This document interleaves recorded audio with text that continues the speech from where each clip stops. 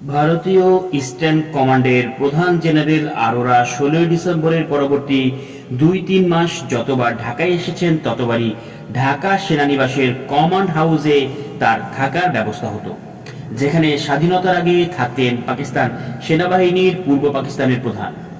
ওই সময় ঢাকায় চলাফেরার সময়ে আরোরার গাড়িতে ইস্টার্ন কমান্ডের পতাকা শোভা পেত।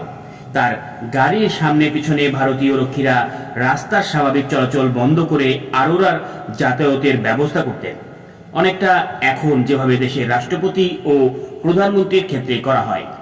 আরোরার চলাফেরার এই ধরন এতটাই বিস্ময় তৈরি করে যে সেই সময়কার ভারতীয় রাষ্ট্রদূত সুবিমল দত্তকে স্বপ্রণোদিত হয়ে বলতে হয়, স্বাধীন দেশের প্রতি প্রতিবেশী দেশের একজন আঞ্চলিক সেনাপ্রধানের এই আচরণ যথাযথ নয়। স্বাধীনতার পরপর ঢাকার বিত্তশালী কিছু কিছু পরিবারের সঙ্গে ভারতীয় আর্মি অফিসারদের হৃদ্যতা গড়ে ওঠে। এসব লোকজনের অধিকাংশই স্বাধীনতা বিরোধী ছিল এবং মুক্তিযুদ্ধের 9 মাস পাকিস্তানি সেনা অফিসারদের সঙ্গেও তাদের একই রকম হৃদ্যতা ছিল। এরা বিভিন্ন সময় পার্টি দিয়ে ইন্ডিয়ান আর্মি অফিসার ও রাজনৈতিক নেতাদের আপ্যায়ন করতেন, ঠিক যেভাবে তারা গত 9.5 মাস পাকিস্তানি সেনা অফিসারদের আপ্যায়ন করেছেন। ভারতীয় সেনাবাহিনীর নিম্নপদস্থ সদস্যরাও এক্ষেত্রে পিছিয়ে ছিল না। তারাও নিজেদের এই দেশের ত্রাতা মনে করত। তারা মিষ্টির দোকানে এসে ইচ্ছে মতো মিষ্টি খেয়ে দাম না দিয়ে চলে যেত। কখনো কখনো উদ্যত্ত দেখানোর জন্য গ্লাস প্লেট ভেঙে রেখে যেত।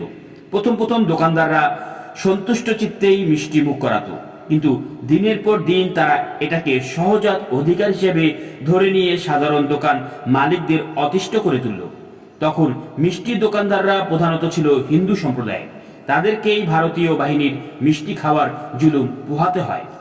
ভারতের ব্যবসায়ীরা বাংলাদেশে আসতে শুরু করেন নতুন বাজার ও লুটের জায়গা খুঁজতে। বাংলাদেশের অর্থনীতিতে ভারতের উপর নির্ভরশীল হয়ে উঠতে থাকে। জনগণ মুজিব সরকারকে ভারতের বংশবদ হিসেবে ভাবতে আরম্ভ করে। পত্রিকার ডিক্লারেশন নিতে হলে একটা শর্ত মানতে হতো, বন্ধু দেশের বিরুদ্ধে কিছু বলা যাবে না।